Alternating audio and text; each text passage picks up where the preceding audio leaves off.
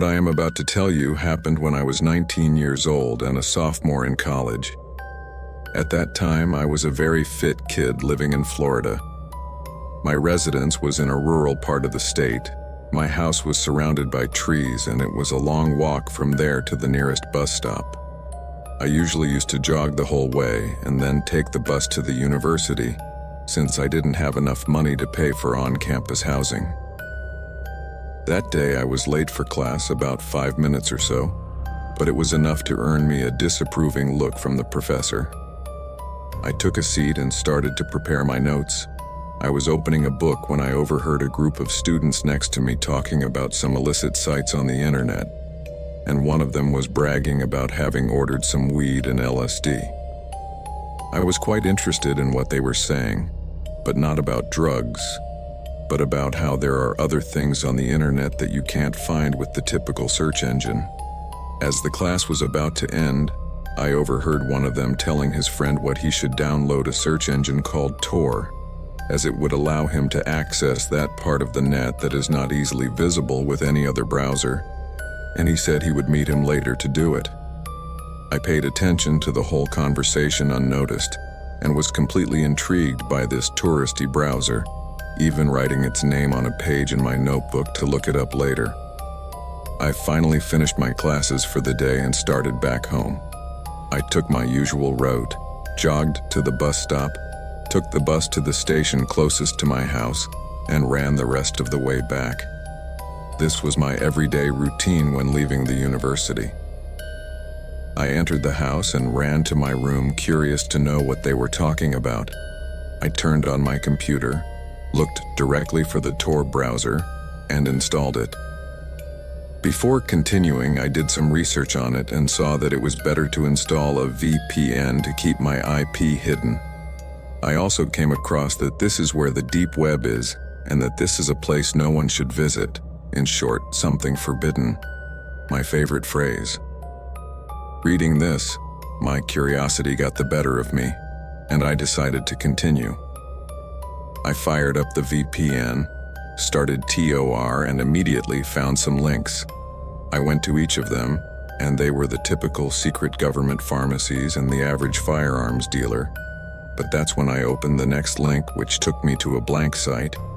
There was nothing on the page until the words, "If you are unfamiliar with this site, exit here" appeared. They led here, and underneath were the exit and continue buttons. Naively, I thought to myself, what could possibly go wrong? And curiosity once again got the better of my rational side, so I clicked continue, and then a small chat box appeared. There was a single administrator and 11 other viewers.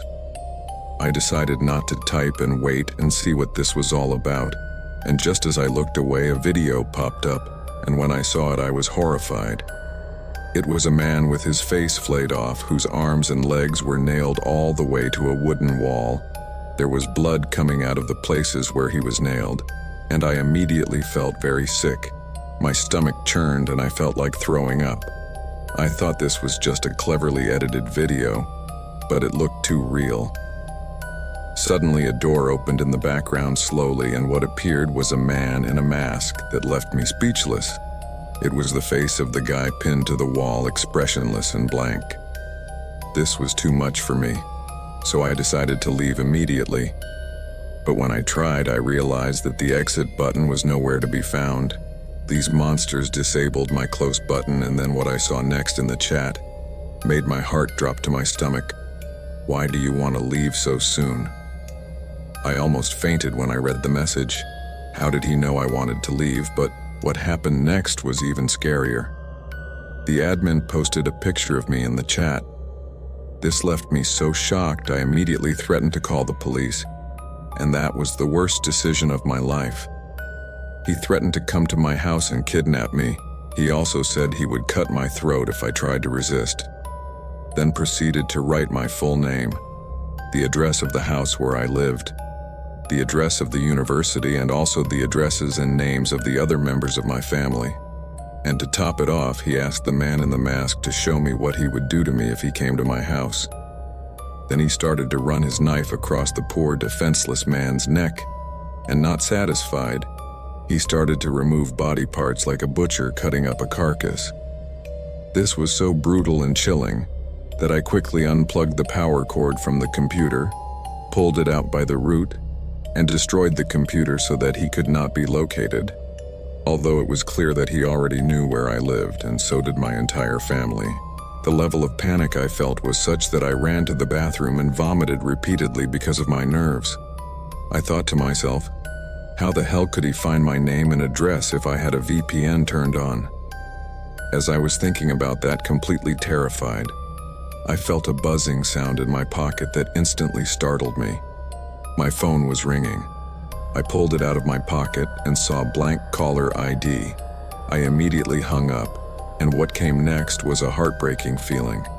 He sent a text message saying, "You're next." My heart began to pound uncontrollably inside my chest. A cold sweat began to break out on my face, and my legs and hands were shaking uncontrollably.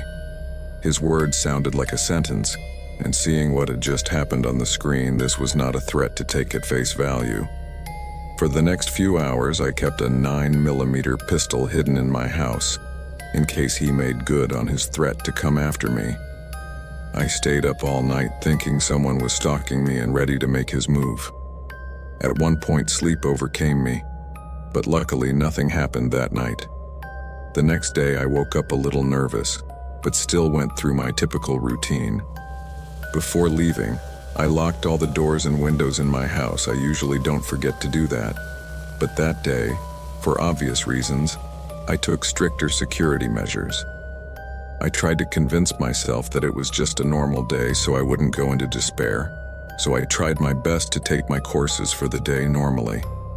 And during a break, I overheard those other guys from yesterday talking about having done a deep web dive the night before and wanting to repeat it that day.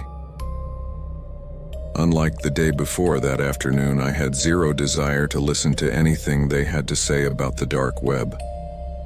I went home exhausted and still terrified because of what happened earlier that night.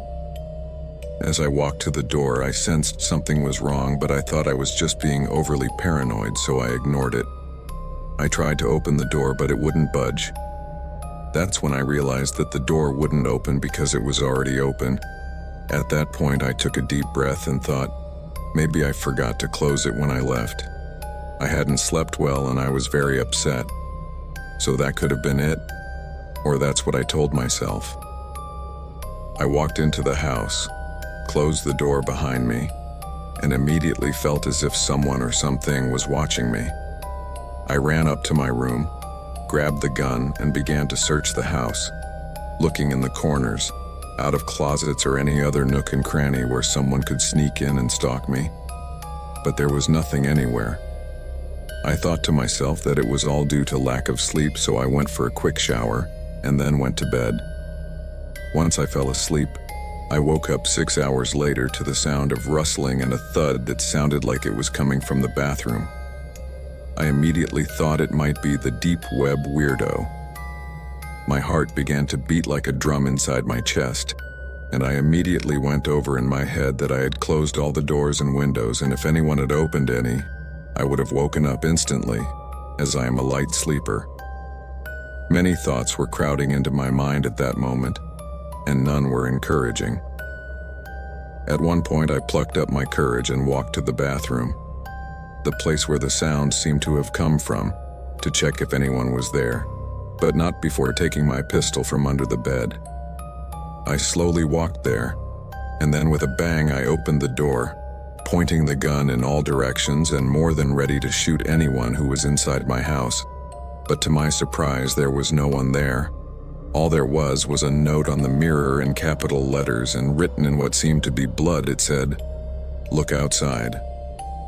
I immediately looked out my window, and to my dread, I saw a large, dark figure standing next to a tree.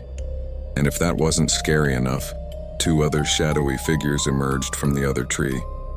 Holy Mother of God, I said to myself with my voice in a whisper. At that moment, I grabbed my phone and dialed 911 as fast as I could, while running downstairs making sure all the doors were locked. I looked outside another time, and that's when I saw 4 more dark figures emerge from the trees, meaning there were a total of 7 men hiding outside my house in the trees. The 911 operator finally answered and obviously asked what my emergency was. It was then that I proceeded to explain to him in a shaky, cracked voice what my situation was. He asked for my address and I immediately gave it to him. But while I was on the phone, there was an extremely loud knock outside my door. I didn't even need to go look. I knew exactly who it could be. Suddenly, one of them shouted in a deep voice, "Open the door, don't make it more complicated." Go to hell. I already called the police and they are on their way. Besides, I warn you that I am armed and I won't hesitate to shoot the first one who shows his nose. I yelled at him from inside, trying to sound intimidating, but in reality, I was scared to death. What happened next, however, demolished any hope of safety I had. Only moments later, I heard the men break the windows and jump inside my house, their boots making a thud as they landed on the hardwood floor. Instantly, I thought that the best chance I had of surviving was to run to the bathroom and lock myself in it. I had no other way out. I alone was no match for 7, no matter how armed I was. I simply had no other way out, and from here on, I just had to fight to stay alive until the police arrived. As I was locked in the bathroom of my room, I heard the men slowly walking up the stairs, making a creaking sound after each step. That's when it all came crashing down. But I thought, if it was my time to die, at least I wouldn't do it without putting up a fight. I started shouting once more that I was armed, and if they came to the door, I would open fire with everything I had. The footsteps kept getting closer, and I could hear them start to break down the door to the room. I knew once they were inside, that would be it. So I plucked up my courage and wielded my weapon.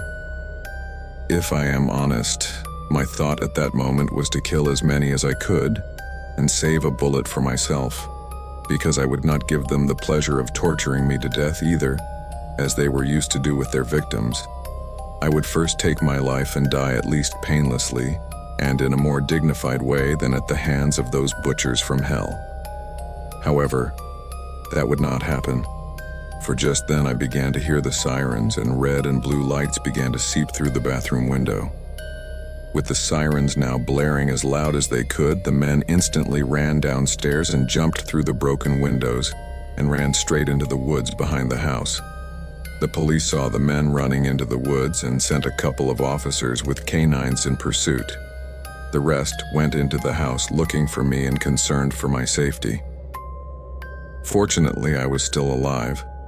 I only had a few scrapes and bruises from running clumsily through the house looking for a stop to increase my chances of survival. After being rescued, the police offered me shelter, but less than 4 days later I had already gotten rid of all my belongings and moved out of state, now living in California, basically a new life, and never had to go through what happened that time again. The last I heard of the case is that 3 of the subjects were caught, and they are still looking for 8 others, which is so far the number of members that is known, has this criminal organization that operates in the deep web.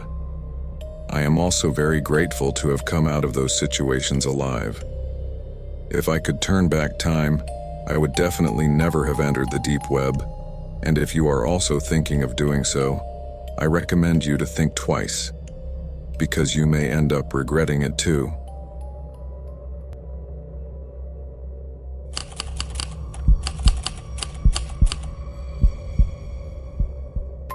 I had wasted 4 years of my college life in getting a degree in art history.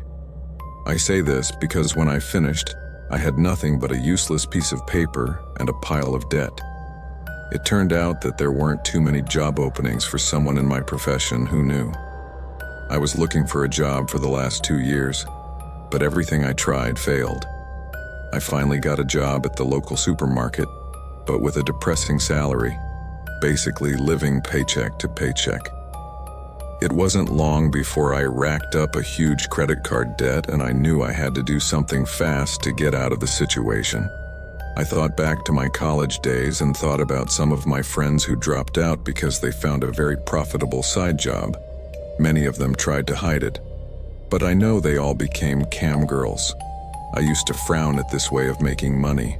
But in my current situation, I was willing to consider anything, as I was literally drowning in debt and bankrupt.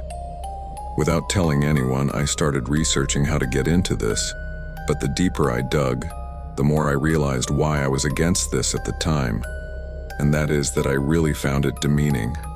No matter what names you put on it, this was nothing more than being a virtual prostitute. I know I didn't feel at all comfortable showing myself that way on the internet, let alone to a random stranger, and no matter how hard I tried, I knew my body wouldn't let me do it. I was about to give up and completely discard that option, but it would leave me right where I was, sunk and desperate. But just when I had resigned myself, I bumped into something.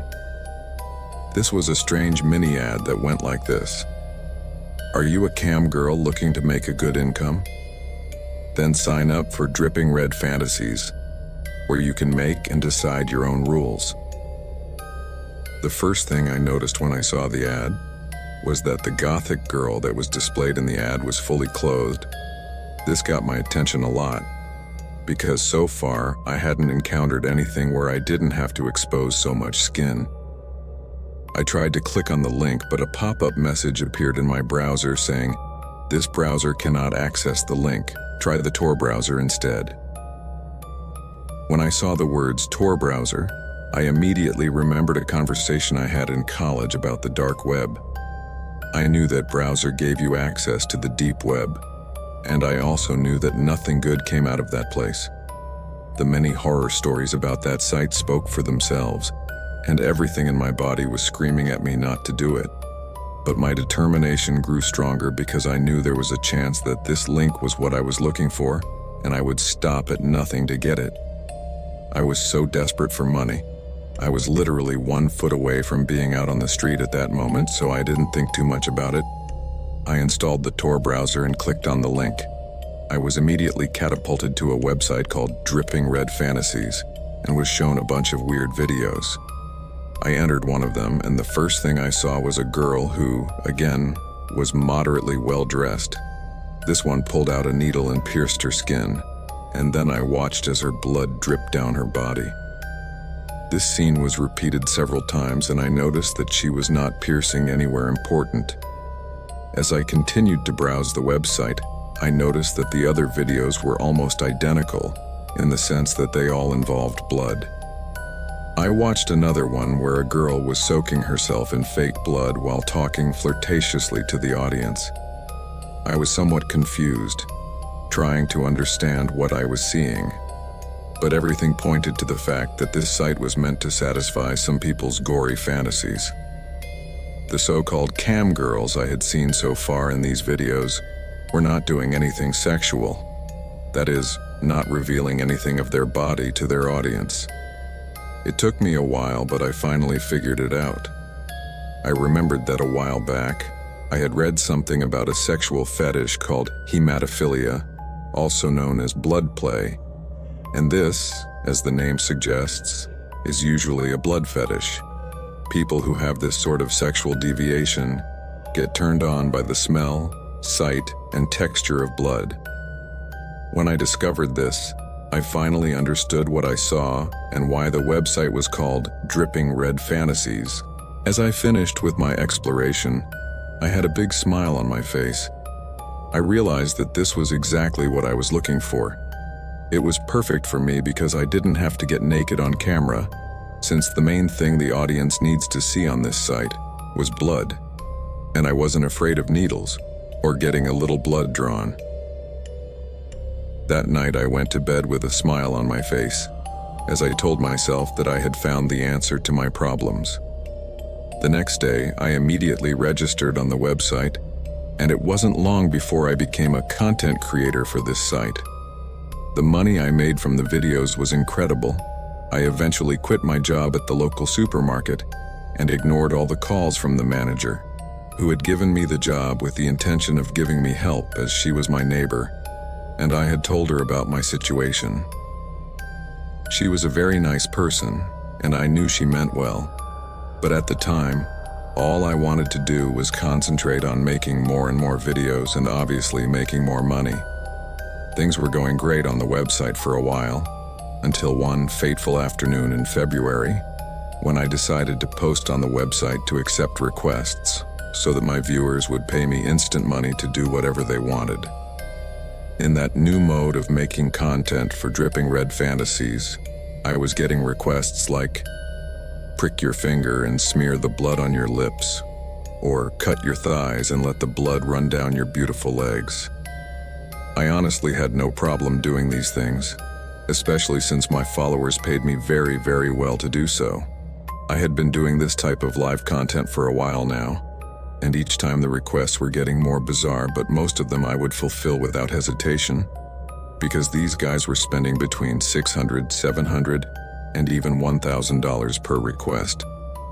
I kept getting a lot of requests, but I was reassured knowing that they would follow the guidelines I put in my bio, where I described everything I was comfortable doing and how far I was willing to go. This was another thing I liked, that I could set my own rules and do solo as far as I felt comfortable. I continued the live session for a while that day, as I used to do regularly, until I finally got tired, so I asked, "Any last requests?" No one responded, so I assumed everyone was satisfied as well. I was about to leave the live session when someone named Bloody Tiger said, "Get destroyed." I was surprised by the request because it was extremely dark and not like my normal viewers. So I calmly said, "I'm sorry, dear, but I can't do that. It's too far away. You can check another channel. It's unlikely to happen, but you may find a girl who will do it for you." Still feeling annoyed by the morbid request, I tried to turn off the live session. That's when Bloody Tiger paid $15,000 for the request. Before I could speak, he continued with, "Come on, baby. I just gave you the best payout of your life. I'm sure you've never seen that kind of money before, so come on, get destroyed for me, baby. You'll like it, trust me. I just want to watch you struggle as you wallow in your blood." I knew I had encountered a psychopath because Bloody Tiger was clearly delusional.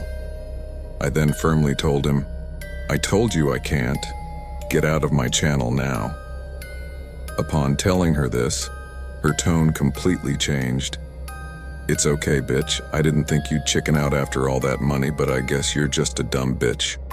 Send me my money back so I can find a real woman who has the ability to do what I'm asking her to do." Bloody Tiger started to give me his details to return his funds, but I knew what he said was true. I would not see money like that again anytime soon, and I didn't want to fulfill his sick fantasy either.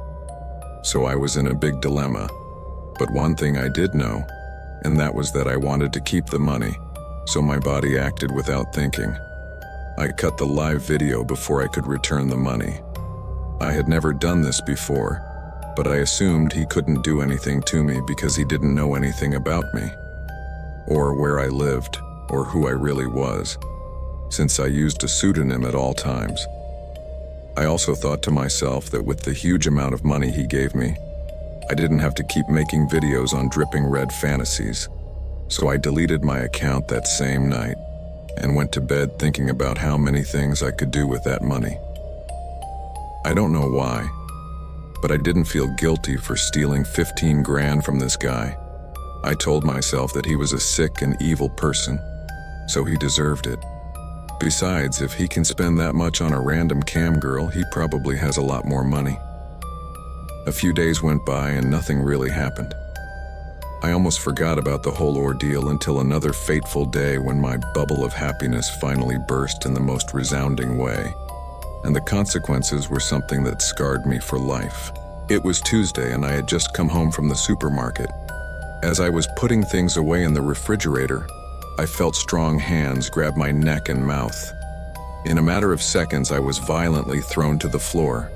This all happened so fast I could barely react, but fear engulfed every cell in my body as I saw a very large man in front of me. A sick smile was plastered on his face as he said, "I finally found you, you stupid bitch."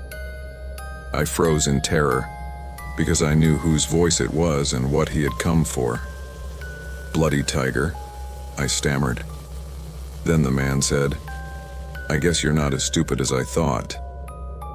Paralyzed with fear as I wondered how he had found me, I watched him pull a serrated knife from his pocket as he began to stride steadily towards me. Fearing for my life, I told him the first thing that came to mind.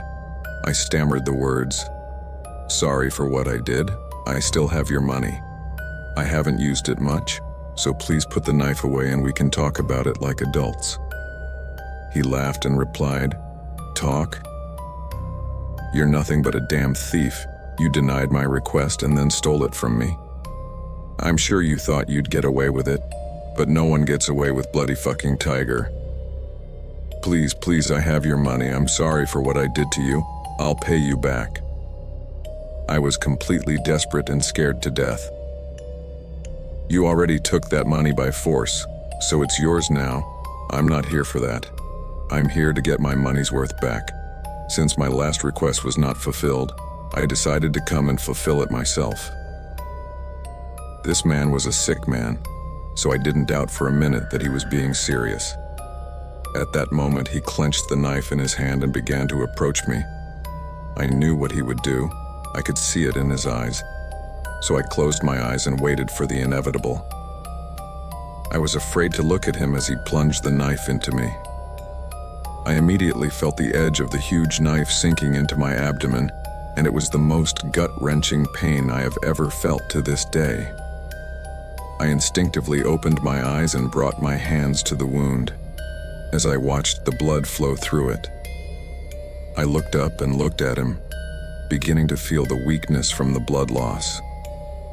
His face was one of absolute fascination, and as my blood flowed, I watched him dip his hands into the small puddle like an excited child, and then run his hands over his face and into his mouth, tasting it. The scene was very morbid. At one point, I fell to the floor, feeling my strength fade, and as I lay there on the edge of imminent death, he began to do something disgusting that I won't mention, but it was the sickest thing I've ever seen. I tried to scream, but I knew it was useless because there was no one close enough to hear me. The world around me went dark, something very paradoxical because until just a little while ago I thought I had it in my hands. Nothing but pure regret came over me, as I told myself that if I had kept my normal job and been content, none of this would have happened. I got so hooked on the thrill of making so much money that I became a thief, and now I was paying for it. My eyes began to close and I felt pathetic as I realized that the sickening, disgusting scene in front of me was the last thing my eyes would see before I left this world. And while I was in that limbo, I heard a thud. I saw Tiger fall to the ground as if in a sort of slow motion, like a surreal scene happening in front of my eyes. But being barely conscious of it, then I heard in the distance a voice say, "Maggie, are you okay?" Maggie. But before I could see her face, I'd passed out. I woke up in the hospital surrounded by my family. The police came into my room, questioned me, and I told them everything that had happened. When the interrogation was over, I remember asking who saved me, and they told me it was my former boss, the supermarket manager who I told them about. This woman was definitely my guardian angel. She was the one who called the police too. That afternoon she went to see me as she always did, but when she arrived, she found the macabre and sickening scene. That's when she reacted. She took a golf club that was at the entrance and hit my assailant in the head, saving my life. That was told to me by the policeman who took my statement, and I couldn't help but feel tears in my eyes. I am so grateful to this woman. I will never be able to repay her for what she did for me. It has been 3 years since this incident. Bloody Tiger, whose real name is John Feezer, was jailed for attempted murder. I was also charged with grand larceny because I stole a large amount of money. The authorities confiscated the funds and my attorney obtained a sentence of 1 year of community service, convincing the jury that I felt I was assaulted and nearly murdered. He also told them that I was willing to return all the stolen funds. When I finished my service, I returned to my old job at the local supermarket to work with the woman who saved my life. My parents started to support me so that I would never do something like that again.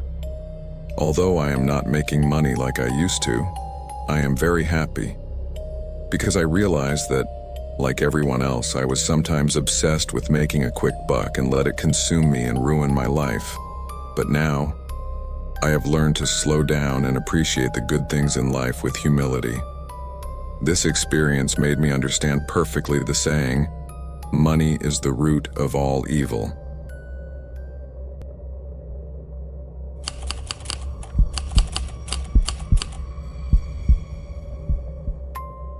Quite some time ago, I decided to use my computer skills to run a small dark net forum, mainly for uncensored information sharing. At first, I was extremely paranoid about my view being hacked and my privacy being compromised, so I went online and started researching everything I would need to ensure my own security.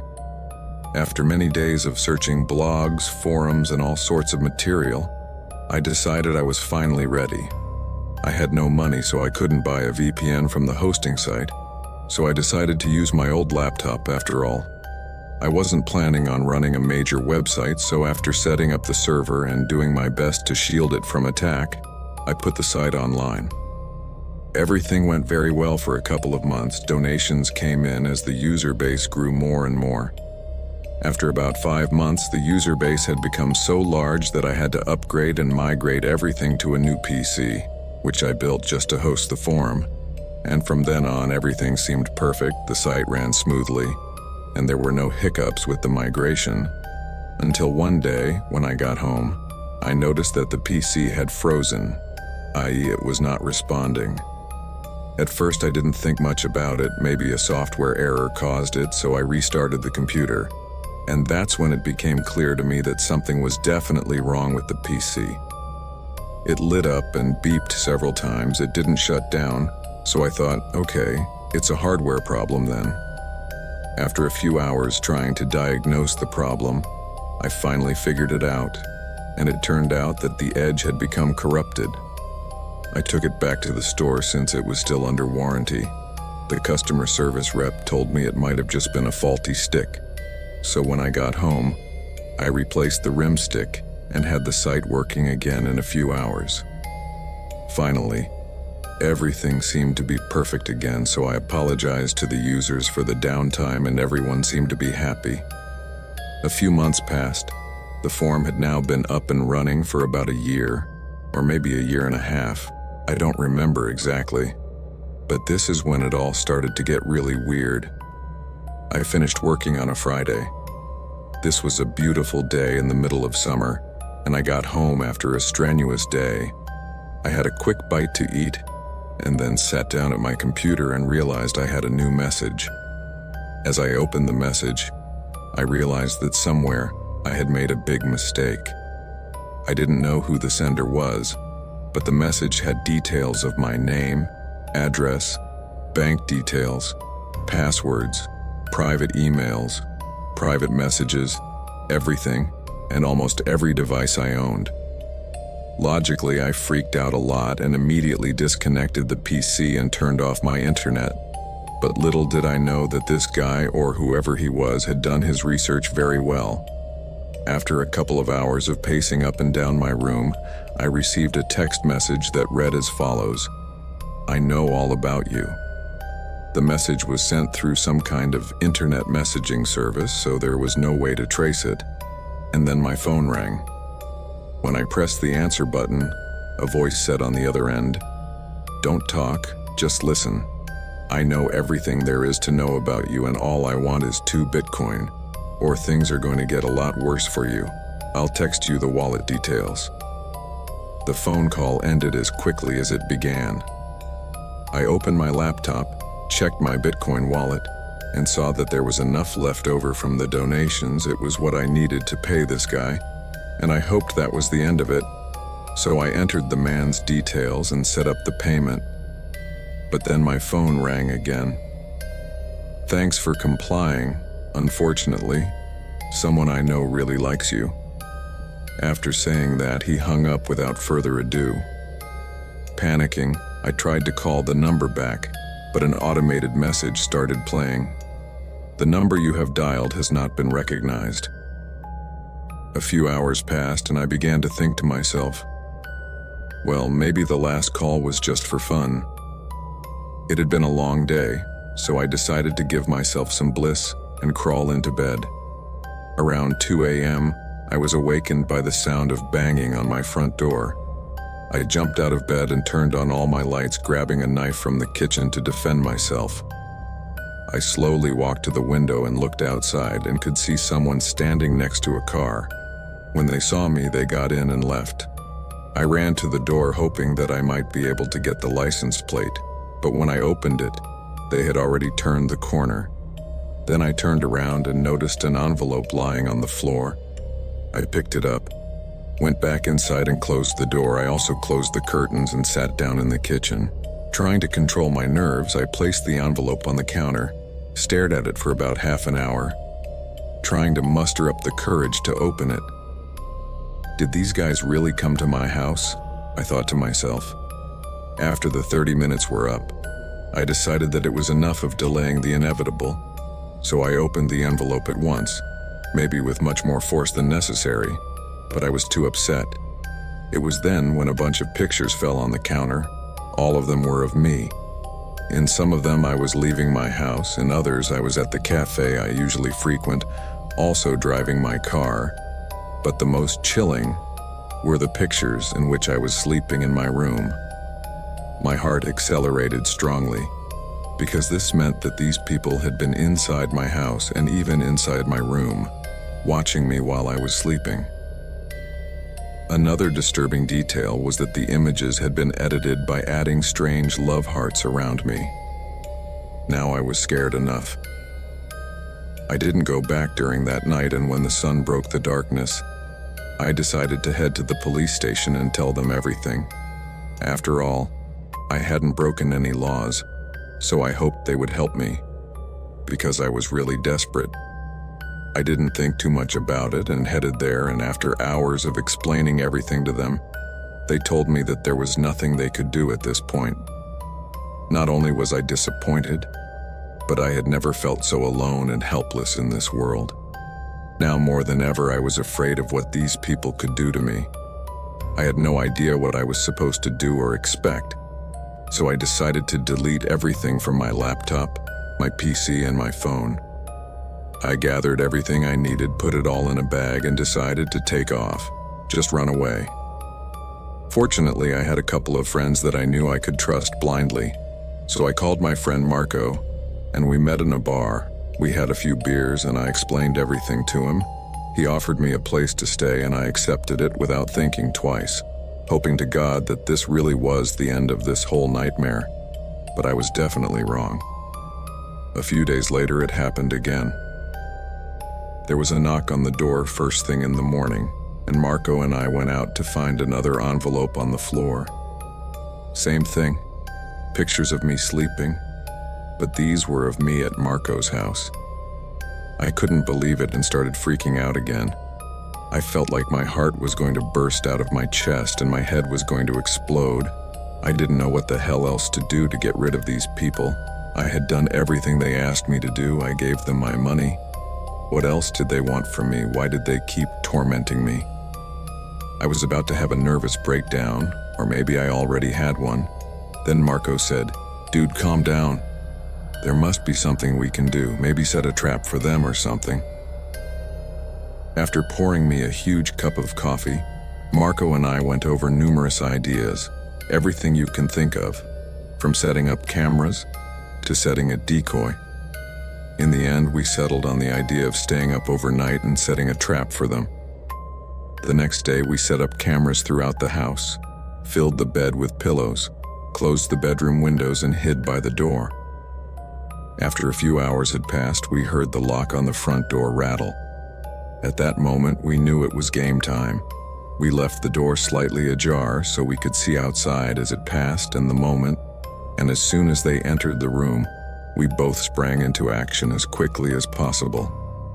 We left immediately without giving him a chance to react and locked the door from the outside, wedging it shut with a chair and a metal bar, so there was only one way for him to escape, and for that he would have to smash the door.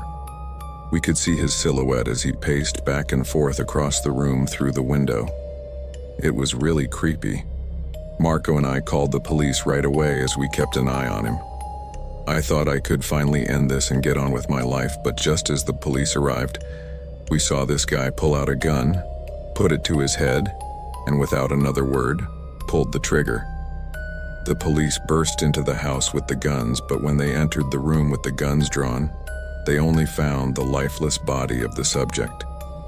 After this, they removed the guy's body, and Marco and I were taken to the police station. I sat in the interview room for a good couple of hours while they conducted the investigation. When the detective came in and sat across from me, opening a folder and placing photos on the table, "Do you know him?" I said no, looking at the pictures. Then he looked at me and said, "This is the person who has been stalking you." And then he started telling me that they visited his room and found a shrine with pictures of me everywhere, from restaurants to the gym and even shopping. He went on to tell me that he had been the one sending the messages, making the phone calls, and so on. They also found a diary that had some kind of future plans for me and him. In the end, it turned out that he was just a person and was acting on his own because he was obsessed with me. Honestly, this was the scariest experience of my life, and I didn't even know where this guy came from. I didn't know him at all, and I didn't know where he knew me from. I never understood how all this came about, or if it was really through the block. All I know is that I never wanted to know anything about the deep web again.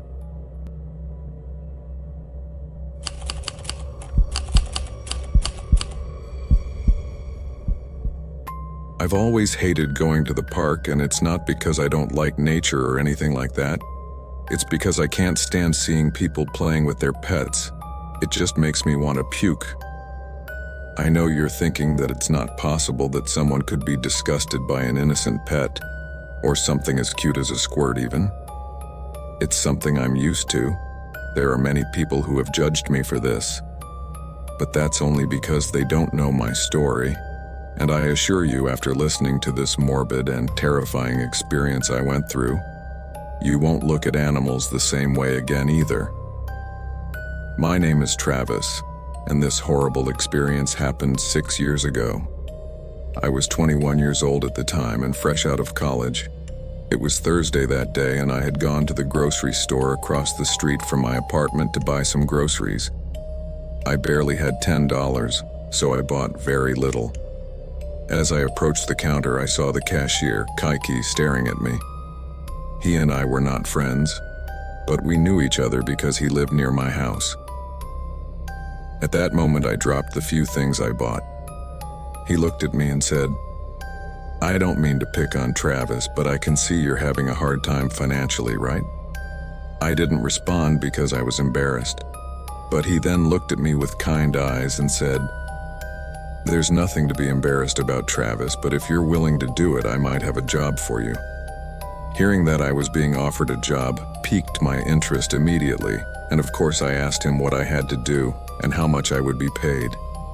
At that point, I noticed that he looked around and then said to me, "We can talk about what you're going to do later." He then pulled out $1,000 and handed it to me. I was stunned. I didn't even know how to react, as I hadn't seen money like that in a long time. He went on to say that it was an advance, but reminded me that, for a salary like this, no job was going to be the nicest thing in the world. He then asked for my number so he could contact me later to discuss the matter in more detail. It was a week before I heard from Keek. I had already spent $700 of the $1,000, so I knew I had to do the job now because I had already spent my salary, but I just assumed. I assumed it was going to be something like cleaning the grocery store, or the bathrooms, or taking the crap out to the dumpsters. I wasn't even close to getting it right. That night around 3 a.m. I got a text from Kiki that said, "Ready to find out what the job was about?" I remember telling him it was pretty late, but that's when he told me to download something called a Tor browser. I was confused, but I did exactly what he said after he sent me a link. I had no idea, so I asked him what the next step was after downloading it. Then he said, "I don't know if you've heard of the dark web, Travis, but this is a link to that place. This link will take you to a website where you will see videos of women eating. They consider it as ASMR content, but with a more serious view." He then sent the last message saying that this was just to prepare me for what he was going to do, and to remember that big money is not easy. Kaike concluded by telling me he was starting next week, and with that, he disconnected. Now a small sense of dread began to rise up inside me. Kaike's words seemed very strange to me, and when I clicked on the link, I finally understood what he meant. I realized that the link took me to a site called Al Natural. The first thing that caught my attention was a slogan that said, "Welcome to the real dining room." I was asked to pay $20 to view the content, which I did, and when the page finally loaded, a series of disgusting videos of women eating raw animals appeared. The first video I played showed a huge man holding a cage. This one appeared to be full of baby kittens. I could hear the animals whimpering as if they were scared. The woman in the video was sitting in a chair and had a devilish grin on her face showing her teeth rotten and stained with blood. She looked terribly sick. She looked pale and feverish. Then, from one moment to the next, the man picked up one of the kittens, and what he did next made me vomit right there. I saw him tear the kitten apart with his huge hands. It happened so fast that I couldn't hear the kitten squeal. Then he threw the carcass of the dead animal towards the woman, and without hesitation she began to eat it raw. The sight was out of this world, something out of a horror movie, as if someone was recreating what it was like to dine with a poor soul in hell. The woman ate the whole thing. I could see the kitten's tiny organs spilling out of her bloody mouth as she ate it, and it wasn't long before there was nothing left of it. Before the video ended, I screamed very loudly and threw my phone against the wall. The noise had caught the attention of my neighbor, who knocked on my door and asked, "Travis, are you okay?"